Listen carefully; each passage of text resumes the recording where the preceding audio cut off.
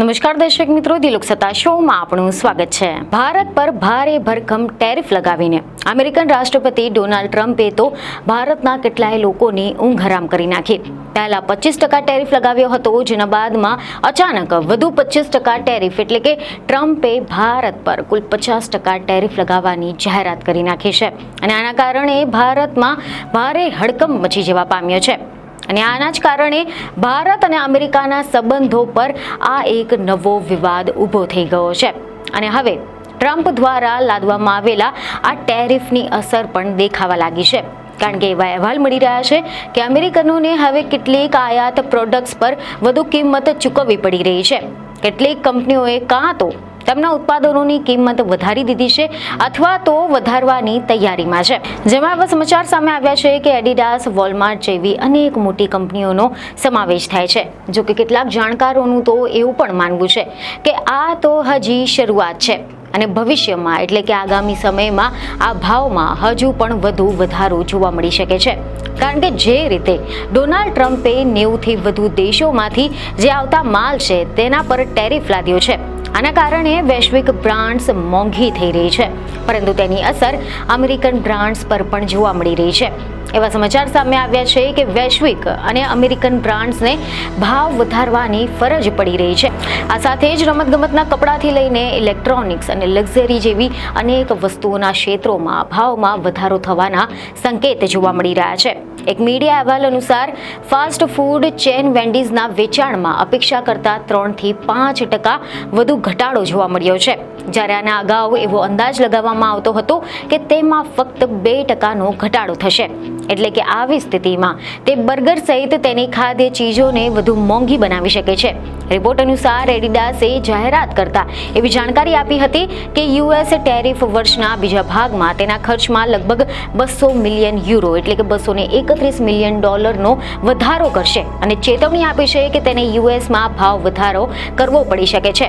નાઇકીએ જે અંદાજ મુજબ $1 અબજ ટેરિફના નુકસાનનો ભોગ બની શકે છે અને તેને પણ ઉત્પાદનના દરો વધારવાની જાહેરાત કરી નાખી છે.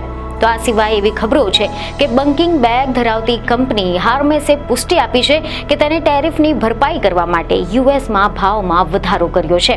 કંપનીના અધિકારી યેરિક ડુ હેલ્ગોટે જણાવ્યું છે કે અમે જે ભાવ વધારો લાગુ કરવા જઈ રહ્યા છે તે ફક્ત અમેરિકા માટે જ હશે, કારણ કે તેનો હેતુ એ ફક્ત અમેરિકન બજાર પર લાદવામાં આવેલા ટેરિફની ભરપાઈ કરવાનો છે. તમે જણાવી દઈએ કે એવા અહેવાલો સામે આવ્યા છે કે ઓનલાઈન ખરીદદારો પણ આ ટેરિફની અસરથી બચી શક્યા નથી. ડેટા એવી શોધી કાઢ્યું છે કે જાન્યુઆરીથી જૂનના મધ્ય દરમિયાન એમેઝોન પર અમેરિકન ખરીદદારોને વેચવામાં આવેલા 1400થી વધુ ચીની ઉત્પાદનોની સરેરાશ કિંમતમાં 2.6%નો વધારો થયો છે.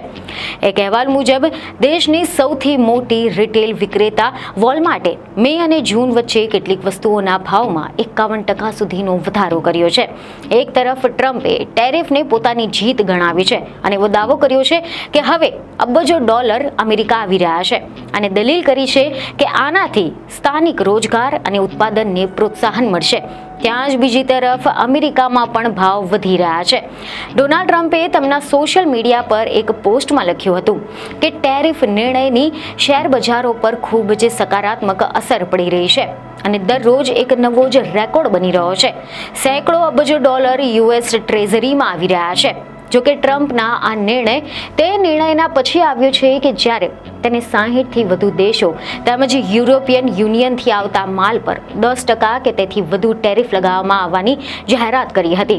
અને હવે યુરોપિયન યુનિયન, જાપાન અને દક્ષિણ કોરિયાથી આવતા ઉત્પાદનો પર 15% ડ્યુટી લાગવામાં આવી છે, જ્યારે તાઇવાન, વિયેતનામ અને બાંગ્લાદેશની આયાત પર 20% ટેક્સ લાદવામાં આવ્યો છે.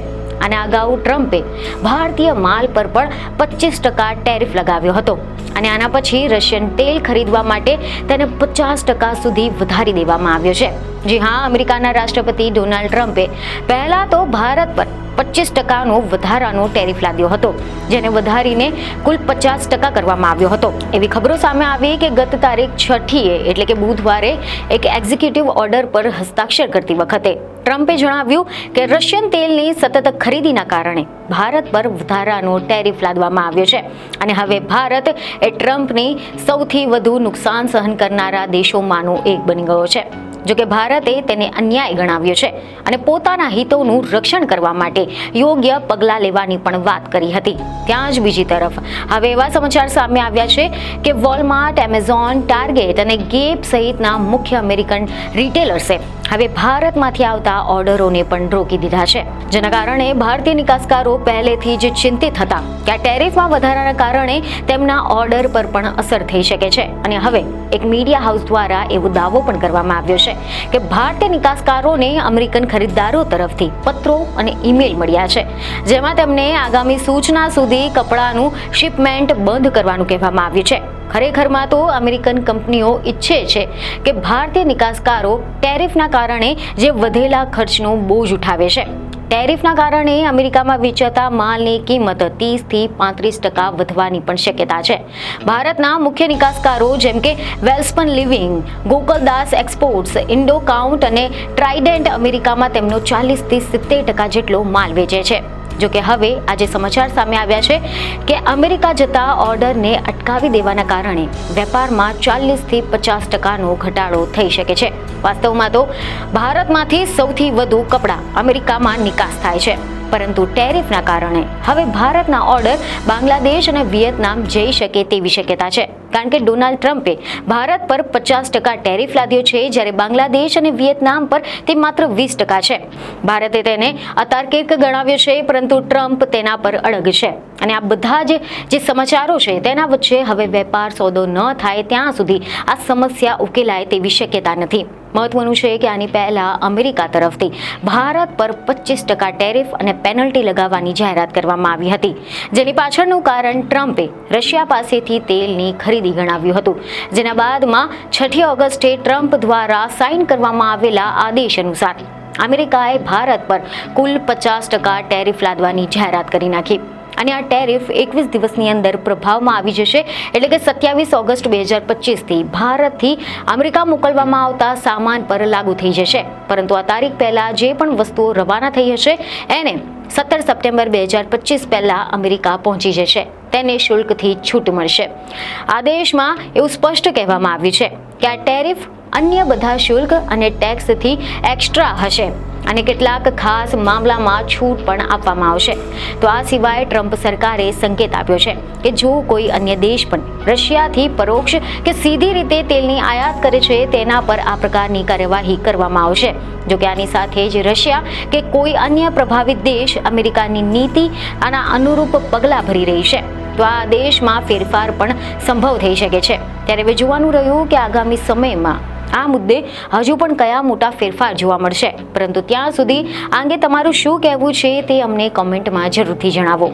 બીજી નઈ ખબરો સાથે ફરી મળીશું. ધન્યવાદ.